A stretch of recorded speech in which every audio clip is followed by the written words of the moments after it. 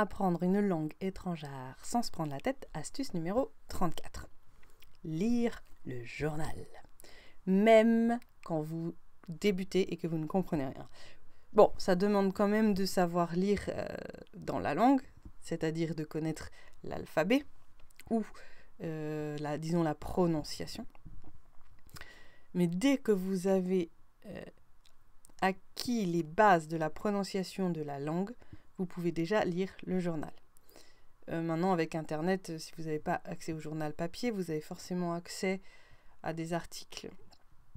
J'aime bien le papier journal parce qu'on peut le trimballer. Alors le téléphone portable aussi, mais la lecture, elle est quand même pas du tout, elle est pas du tout la même sur un téléphone. Donc c'est bien aussi, hein, si vous préférez le téléphone, prenez le téléphone, il n'y a pas de souci. Parce que le but, c'est une phase d'imprégnation. Je travaille beaucoup avec l'imprégnation, c'est-à-dire que je ne suis pas dans un moment où je ne suis pas dans la recherche de compréhension ou moi de m'exprimer, mais juste c'est complètement passif. Enfin, non, il y a un gramme qui n'est pas passif, c'est que je suis juste attentive. Mais il n'y a pas une concentration à vouloir capter quelque chose, à vouloir faire quelque chose. D'accord ?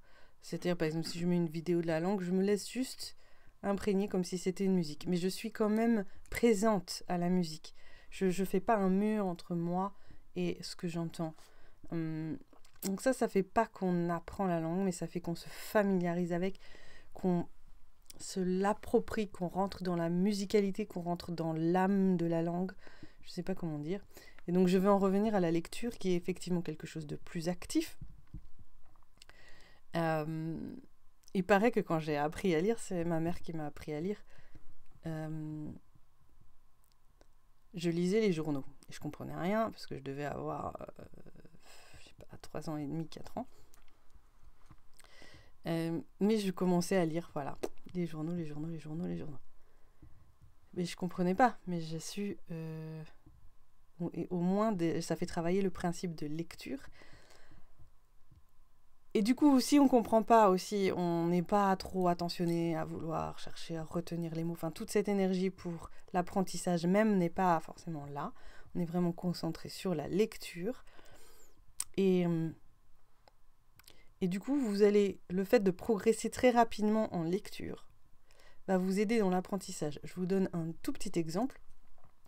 Donc, j'ai beaucoup bossé le russe ces derniers temps. Et pratiquement plus du tout le mongol. Donc le mongol, en fait, j'ai laissé de côté 2 mois. J'ai travaillé 1 mois, j'ai laissé de côté 2 mois. Pendant ces 2 mois, il y a eu un mois où j'ai bossé le russe à fond. J'ai repris le mongol. Oh, quelle facilité! Alors le vocabulaire n'est pas le même que le russe, mais l'alphabet est le même, c'est l'alphabet cyrillique. En fait, en ayant bossé le russe, je me suis vraiment familiarisée avec l'alphabet cyrillique, que maintenant j'ai presque plus aucune difficulté à lire. C'est pas encore complètement ça, mais ça va. Et du coup, en ouvrant le livre de mongol, je n'ai plus besoin de faire d'efforts pour lire les mots en mongol. Conclusion, mon apprentissage est beaucoup plus rapide que si je dois déchiffrer chaque mot. Même si le temps de déchiffrage est en lui-même un moyen de mémoriser le mot. Mais voilà. Donc, comment vous dire ? Si vous n'êtes pas persuadé de ce que je viens de dire, essayez-le, s'il vous plaît. Prenez un texte que vous ne comprenez pas, on s'en fout. Lisez.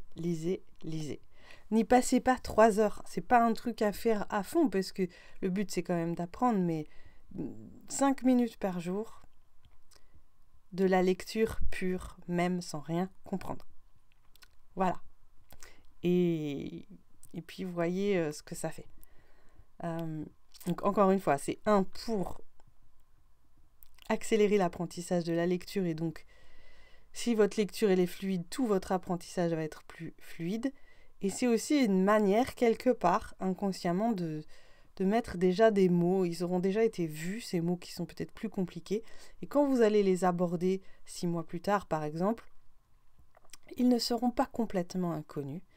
Et il vous sera beaucoup plus facile de les assimiler à ce moment-là. Voilà. Donc, je vous souhaite une très bonne journée. Mettez-moi vos questions en commentaire. Et je vous dis à tout de suite ou à bientôt.